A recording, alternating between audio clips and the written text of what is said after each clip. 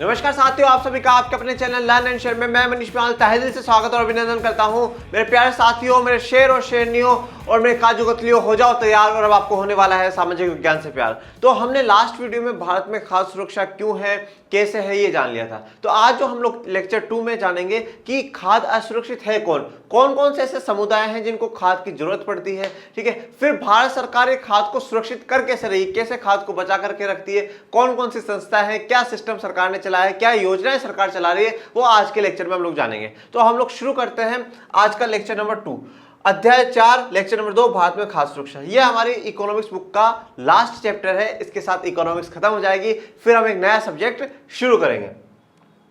तो आज जो हमारा सबसे पहला टॉपिक है वो है खाद्य असुरक्षित कौन है। ये सबसे बड़ा सवाल है हमारे दिमाग में कि भाई खाद्य असुरक्षित कौन है। ऐसा कौन सा समुदाय है, ऐसा कौन सा वर्ग है जो खाद्य असुरक्षित है, ऐसा कौन सा क्षेत्र है, कौन सा एरिया है जहां पे लोग ज्यादा खाद्य असुरक्षित है। जी, खाद्य असुरक्षित का मतलब क्या है? जिनके पास खाद्य नहीं है, खाने पीने का सामान नहीं है, मतलब वो खाने पीने के सामान को लेकर के असुरक्षित है। उनको पता नहीं है कि भाई मुझे शाम को खाना मिलेगा या नहीं मिलेगा, शाम का खा लिया तो पता नहीं है सुबह का खाना मिलेगा या नहीं मिलेगा। भाई असुरक्षित होने का मतलब क्या है? आप सेफ फील नहीं करते हो। भाई आज मैं घर जाऊं और मुझे डर रहा है कि नहीं यार मुझे कोई बीच में पकड़ लेगा, मार देगा, तो वो असुरक्षित हूं मैं महसूस कर रहा हूं डरा हुआ। तो इसी प्रकार से क्या है, जो समुदाय है, जो गरीब लोग हैं, वो असुरक्षित है। कैसे असुरक्षित है? खाद्य असुरक्षित है क्योंकि उनको पता नहीं है कि हमें अगला खाना मिलेगा या नहीं मिलेगा। अगली जो मील है हम लोगों को, सुबह खा लिया तो शाम का मिलेगा या नहीं मिलेगा, शाम का खा लिया तो क्या सुबह का मिलेगा नहीं मिलेगा। तो खाने को लेकर के असुरक्षित है। ये कौन से समुदाय है, इन पे जानते हैं। यद्यपि भारत में लोगों का एक बड़ा वर्ग खाद्य एवं पोषण की दृष्टि से असुरक्षित है, परंतु इससे सर्वाधिक प्रभावित वर्गों में निम्नलिखित शामिल है। देखो, वैसे तो क्या है, भारत में काफी लोग, एक बहुत बड़ा वर्ग, काफी लोग क्या है कि खाद्य से असुरक्षित है। ठीक है, उनको क्या है, खाद्य नहीं मिलता, अच्छा पौष्टिक भोजन नहीं मिलता, ये परेशानी है। पर फिर भी क्या है, कुछ समुदाय ऐसे हैं जिनपे इस खाद्य असुरक्षित का ज्यादा प्रभाव है।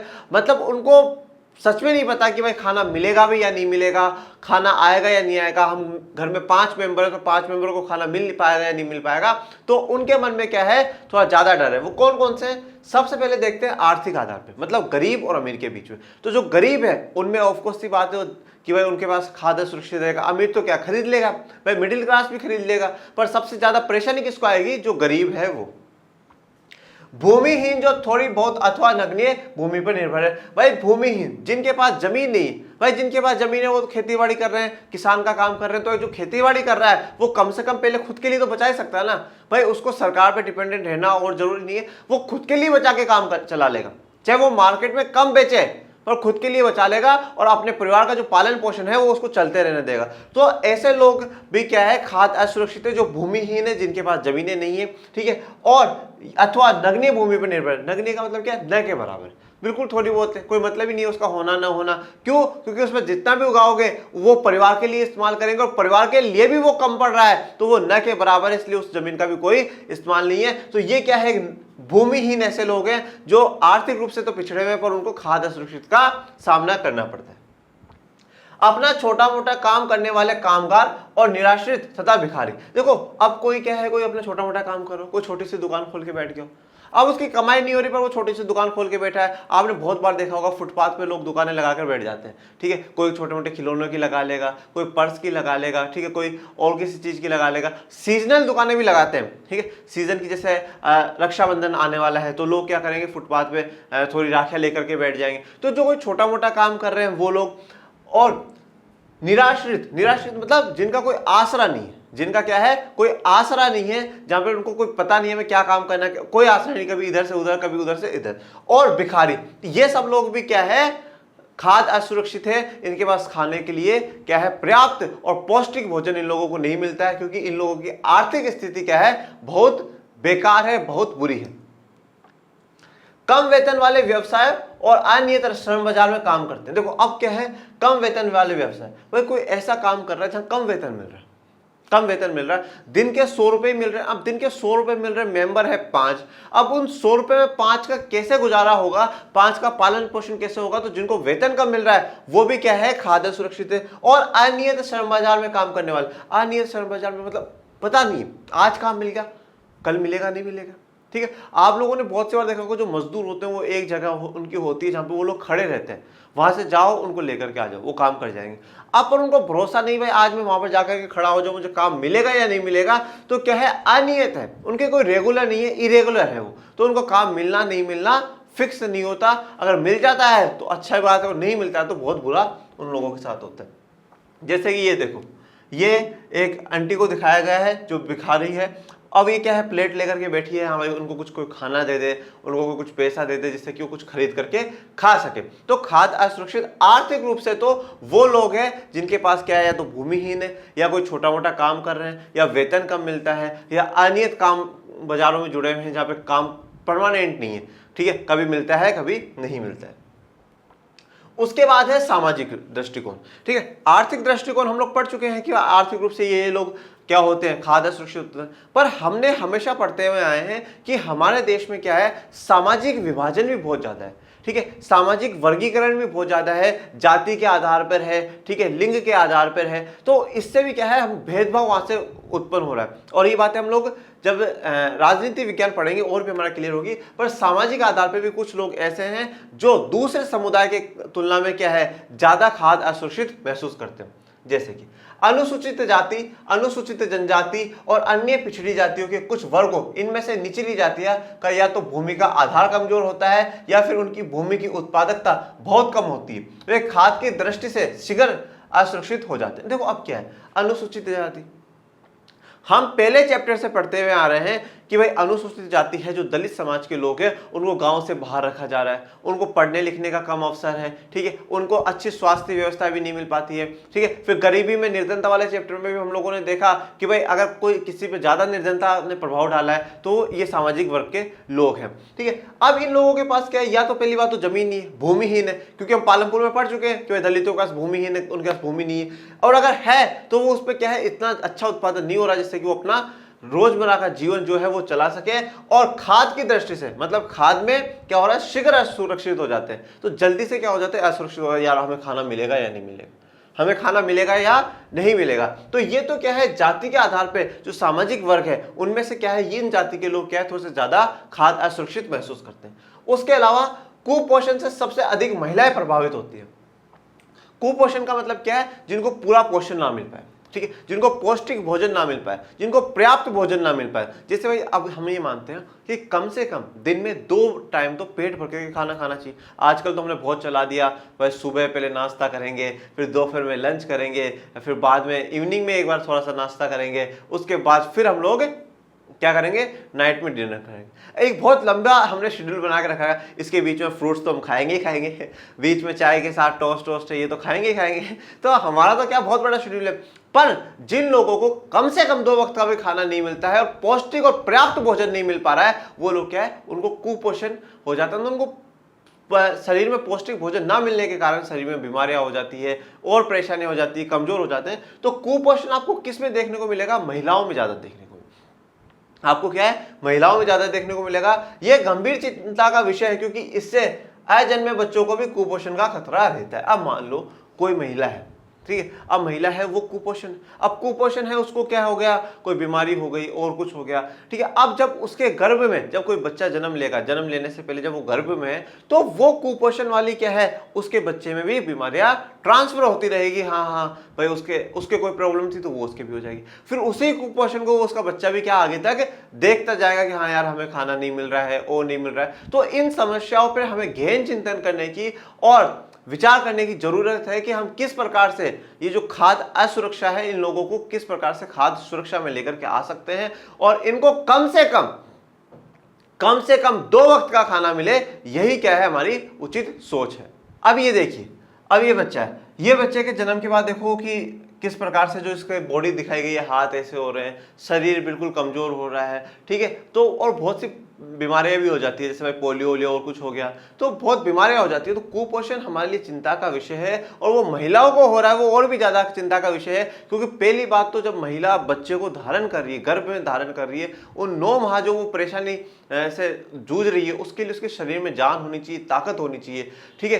फिर जो प्रसव पीड़ा वो सहन करती है, जो डिलीवरी का समय होता है, उस समय उसके शरीर में जान होनी चाहिए, ठीक है। तो उसको अच्छा पौष्टिक और पर्याप्त भोजन क्या है, मिलना ही चाहिए, जिससे कि वो क्या कर सके, खुद को भी सुरक्षित रख सके और हमारे देश के आने वाले भविष्य को भी सुरक्षित रख सके। मतलब जो बच्चा जन्म लेगा वो देश का भविष्य ही तो है ना भैया।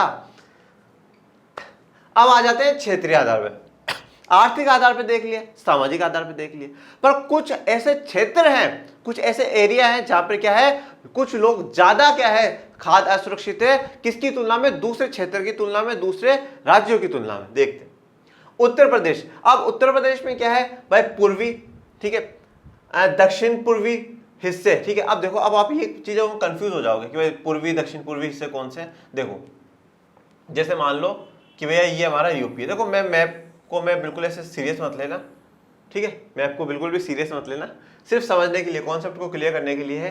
तो देखो पूर्वी उत्तर प्रदेश का मतलब है इधर वाले में, ये वाला जो इलाका है ये पूर्वी उत्तर प्रदेश है, ठीक है। उसके अलावा बोला दक्षिण पूर्वी, तो दक्षिण तो यहाँ पे है, और दक्षिण में भी पूर्वी वाली साइड बोला तो मतलब ये वाला जो इलाका है ना, इस वाले इलाके पर क्या है, आपको ज्यादा कुपोषण देखने को मिलेगा या ज्यादा खाद्य असुरक्षित लोग देखने को मिलेंगे।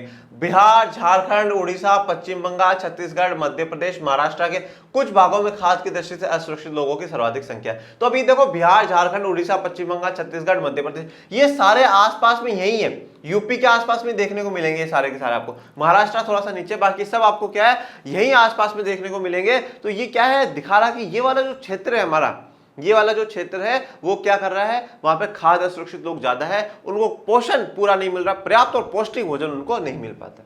स्वतंत्रता के बाद खाद्यान्नों में आत्मनिर्भर होना भारत का लक्ष्य रहा। देखो मैं हमेशा एक बात कहता आया हूं, लोग भारत की सरकारों की बुराई करते हैं, बिल्कुल वो अपनी जगह सही करते हैं, ठीक है, मैं ऐसा नहीं कह रहा कि नहीं करनी चाहिए, पर हमारे देश की सरकारों ने काम भी बहुत करा, ऐसी बात नहीं। हम लोगों ने जो 70 सालों में अचीव करा है ना, वो बहुत बड़ी बात है, ठीक है, पर अभी हमें बहुत कुछ करना है। मैं ये कहता हूं हमने करा बहुत कुछ है, पर अभी हमें और भी बहुत कुछ करना है। तो स्वतंत्रता के बाद से, आजादी के बाद से हमारी सरकारों की, ठीक है, देश की सरकारों की और राज्य सरकारों की भी सबका लक्ष्य रहा है और उस लक्ष्य पर उन्होंने काम भी करा है कि खाद्यान्नों में मतलब फूड में, खाने पीने की जो भी चीजें, उन सब में हम लोग को क्या हो जाए, आत्मनिर्भर हो जाए, आत्मनिर्भर हो जाए। मैंने आपको बताया था हरित क्रांति से पहले हमें गेहूं भी विदेशों से मंगवाना पड़ रहा था, हम आत्मनिर्भर नहीं थे। आत्मनिर्भर मतलब क्या, आत्म मतलब सेल्फ, खुद पे निर्भर हूं, किसी की जरूरत नहीं मुझे, हमें किसी की जरूरत नहीं है। आत्मनिर्भर बनने की सरकार पूरी पूरी कोशिश करा रही थी देश को, और हमने हरित क्रांति से वो करी भी है।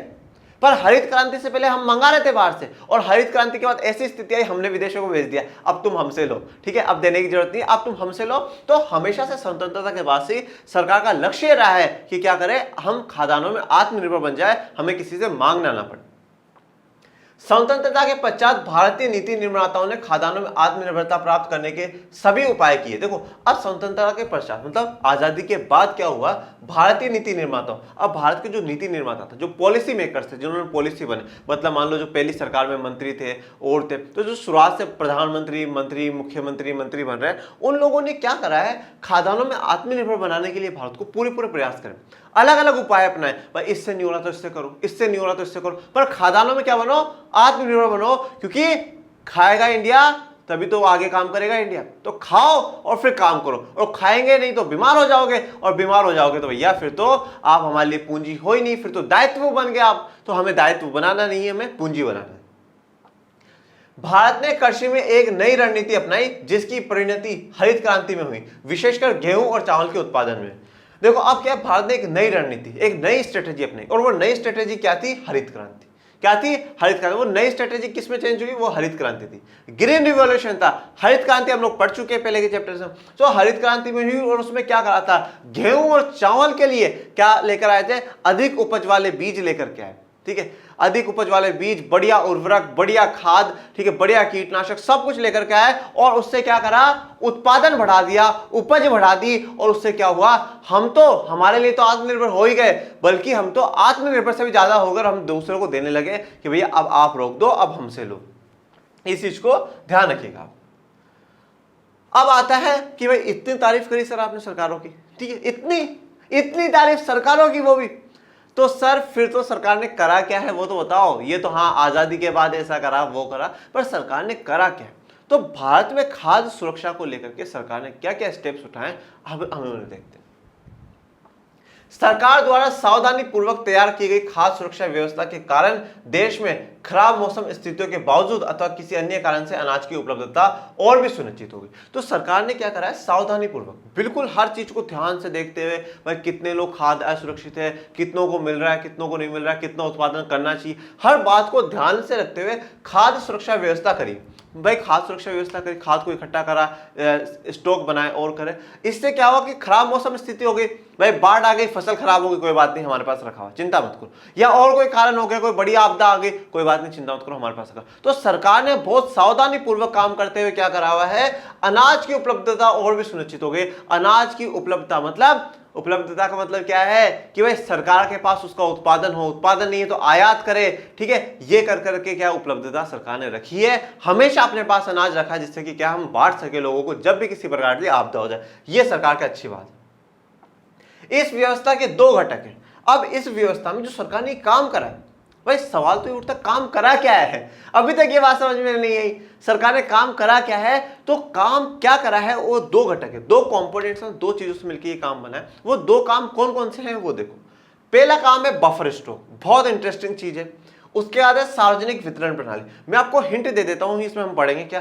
बफर स्टॉक तो क्या है, इकट्ठा करना है, और सार्वजनिक वितरण प्रणाली जो इकट्ठा करा हो उसमें से बांटना है, ठीक है। पहले तो इकट्ठा कर लो और फिर उसके बाद क्या है, बांट दो, क्योंकि बांटने से पहले इकट्ठा करना तो जरूरी है। अब जो ये इकट्ठा करेंगे वो हम किससे करेंगे, किसानों से करेंगे, और ये बांटेंगे किसको, जो भी खाद्य असुरक्षित लोग हैं उनको।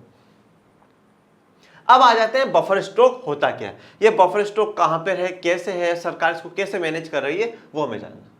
बफर स्टॉक भारतीय खाद्य निगम एफसीआई के माध्यम से सरकार द्वारा अधिप्राप्त अनाज, गेहूं और चावल का भंडार। बफर स्टॉक में सरकार क्या कर रही है, देखो भारतीय खाद्य निगम एफसीआई, ये क्या है, सरकार का एक कार्यालय है, एक मतलब मान लो ऑफिस है, जिसका काम ही क्या है, अधिप्राप्त। अधिप्राप्त मतलब जो एक्स्ट्रा में जो हमें मिला है। भाई सबसे पहले तो क्या करेगा, जो किसान है उगाएगा। अब वो जो उगाएगा ना, वो उगाएगा तो क्या करेगा, पहले तो खुद के परिवार के लिए निकालेगा, खुद के परिवार के लिए निकालने का थोड़ा बहुत मार्केट में बेचेगा, और जो बच जाएगा, जो एक्स्ट्रा है, अधिप्राप्त है, वो सरकार को बेच देगा। अब सरकार किन रेट पे खरीदती है वो भी अभी हम लोग देखेंगे।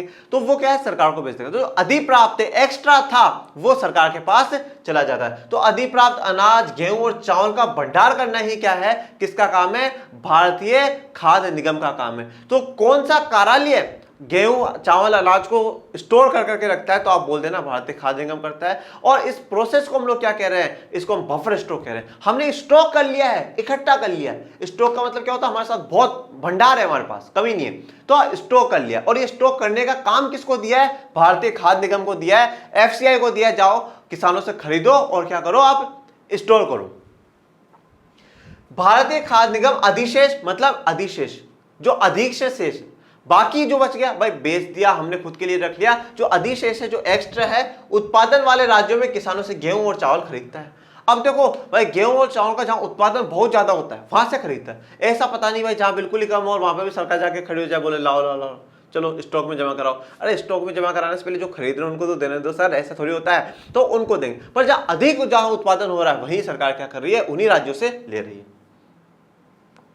किसानों को उनकी फसल के लिए पहले से घोषित कीमतें दी जाती है। इस मूल्य को न्यूनतम समर्थित कीमत कहा जाता है। देखो अब सरकार क्या करती है, किसानों को पहले ही बोल देती, भाई हम लोग क्या करेंगे, आपसे 27 रुपए किलो, ठीक है, 27 रुपए किलो में क्या खरीद लेंगे, गेहूं खरीद लेंगे। हम जब मान लो आपसे 30 रुपए किलो में चावल खरीद लेंगे, ठीक है। ऐसे करके सरकार क्या है, पहले ही कीमत फिक्स कर देती है कि हाँ भाई किसानों 27 रुपए किलो में हम गेहूं, 30 रुपए किलो में हम लोग चावल आप लोगों से खरीद लेंगे। तो सरकार क्या है, उन लोगों से खरीद लेती है।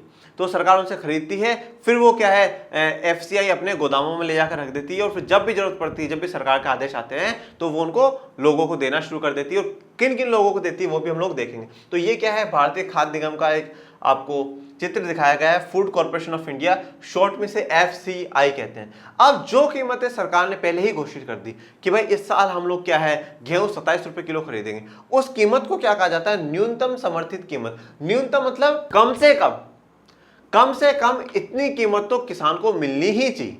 और सरकार ये बात भी कह रही है 27 रुपये किलो में अगर हम खरीद रहे हैं ना, तो किसान भी जब किसी को बेचे ना तो 27 से नीचे ना बेचे, क्योंकि न्यूनतम समर्थित कीमत है, इतना तो मिलना ही चाहिए। तो 27 रुपये अगर सरकार खरीद रही है, मतलब ये तो कम से कम है, इसके ऊपर किसान बेचता है, तो बहुत बढ़िया बात है।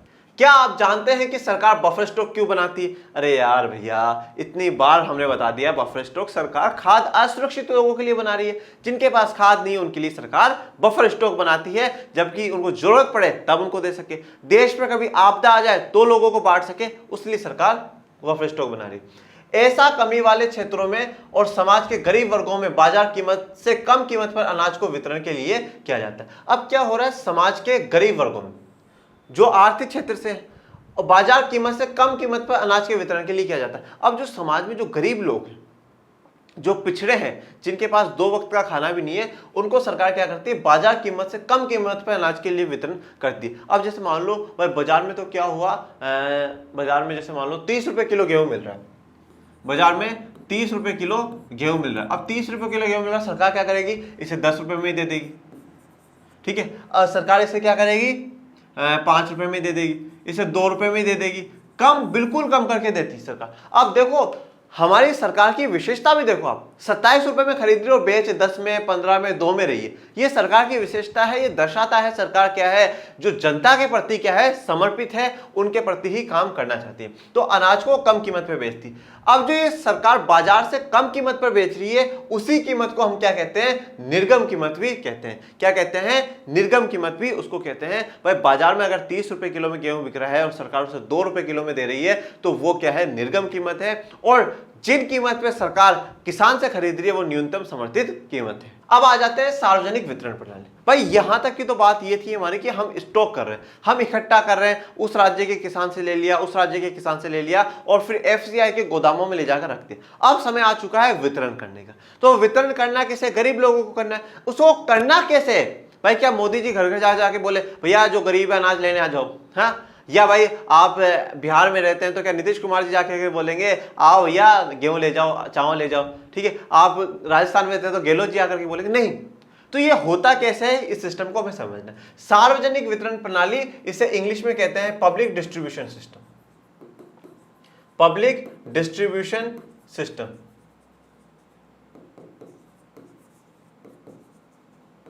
पीडीएस इसे शॉर्ट में कहा जाएगा, पीडीएस।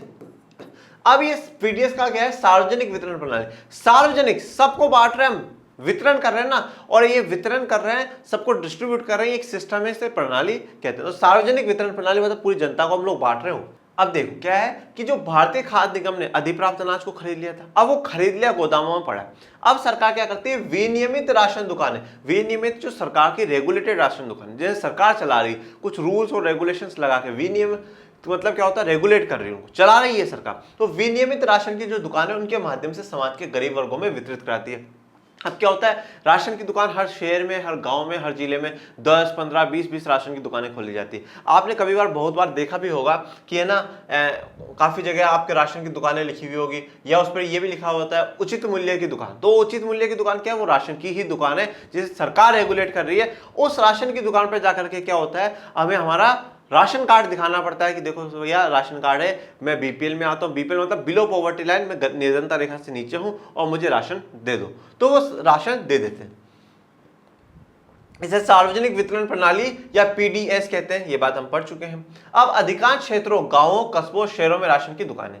भाई शुरू में तो क्या था, ये पॉसिबल नहीं हुआ कि हम सब जगह खोल दें, पर आज ज्यादातर अधिकांश गांवों में भी है, कस्बों में भी है, शहरों में भी है, हर जगह क्या है, राशन की दुकान है। जैसे कि आपको यहाँ पे देखने को मिल रहा होगा कि भाई यहाँ पे क्या है, गेहूं बांटा जा रहा है, इतना 2 रुपए किलो गेहूं, ये 10 किलो दे दो, इनको 5 किलो दे दो, ये गेहूं। पर ये फोटो कोरोना से पहले की है, इसलिए इन्होंने मास्क नहीं लगा रखा है। और पर अब आप कभी भी जाओ तो मास्क लगा के जाओ, बाहर कहीं पर भी जाना हो।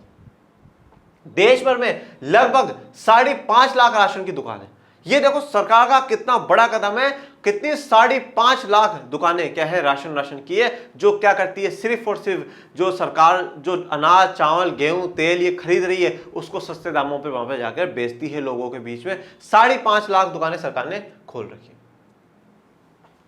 राशन की दुकानों में, जिन्हें उचित दर वाली दुकानें कहा जाता है, चीनी खादान और खाना पकाने के लिए मिट्टी के तेल का भंडार होता है। अब राशन की दुकानों को क्या कहा जा रहा है? उचित दर वाली दुकानें। ठीक है, मैंने आपको उचित दर, उचित मूल्य वाली दुकानें बोला था, अभी बताया था आपको। चीनी खादान, चीनी हो गई। ठीक है, खाना पकाने के लिए तो मिट्टी का तेल, ये सब जो सामान आपको खाने के लिए यूजफुल है वो सारे के सारे क्या है आपको दिए जाते हैं। मिट्टी का तेल है, खाना पकाने के लिए भी इस्तेमाल आता है। ठीक है, तो वो क्यों है? क्योंकि जिन लोगों के पास गैस नहीं है, वो नहीं है, उसका इस्तेमाल कर सकते हैं। ये सब बाजार कीमत से कम कीमत पर लोगों को बेचा जाता है। कम नहीं, मैं ये कहता हूं कम नहीं, बहुत कम। कम नहीं बेटा, बहुत कम। ये सब बाजार की कीमत से बहुत कम कीमत पे बेचा जाता है, सरकार बहुत कम बेचती है। राशन कार्ड रखने वाला कोई भी परिवार प्रति माह इनकी एक अनुबंधित मात्रा, जैसे 35 किलोग्राम अनाज, 5 लीटर मिट्टी का तेल, 5 किलोग्राम चीनी आदि निकटवर्ती राशन की दुकान से खरीद सकता है। देखो, राशन कार्ड रखने वाला हर कोई व्यक्ति नहीं कर सकता।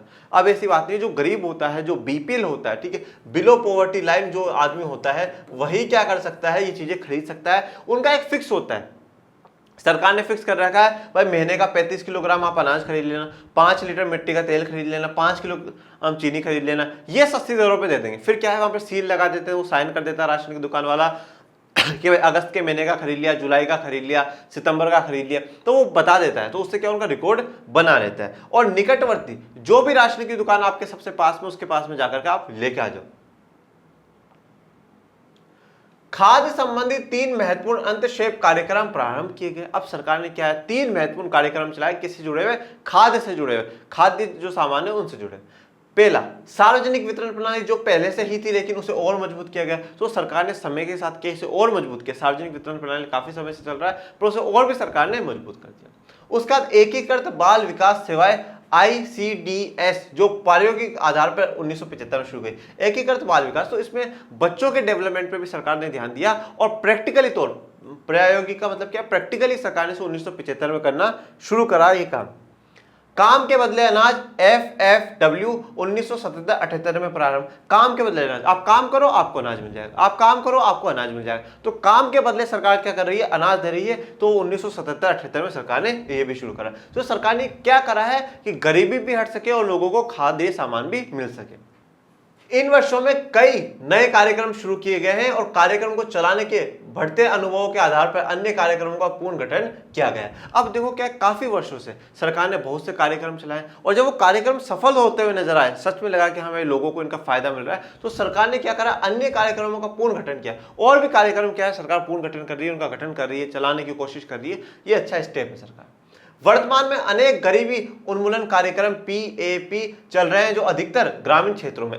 हमने भाई लास्ट चैप्टर में देखा था गरीबी उन्मूलन कार्यक्रम। गरीबी को हटाने के लिए सरकार कितने कार्यक्रम चला रही है, ठीक है, नरेगा चला रही है, ठीक है, स्वरोजगार योजनाएं चला रही है, और वो ज्यादातर कहाँ है, ग्रामीण क्षेत्रों में, गाँवों में है। क्योंकि भाई शहरों में तो क्या पढ़ा लिखा आदमी और कुछ भी काम कर लेगा, पर गांव में लोगों के पास काम नहीं होता। ठीक है, न तो गांव में फैक्ट्री है, ना कोई बड़ा मॉल है जहां पे जाके वो लोग काम कर ले।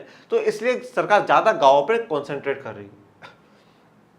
इनमें स्पष्ट रूप से घटक खाद भी है, जहां सार्वजनिक वितरण प्रणाली, दोपहर का भोजन आदि विशेष रूप से खाद की दृष्टि से सुरक्षा के कार्यक्रम है।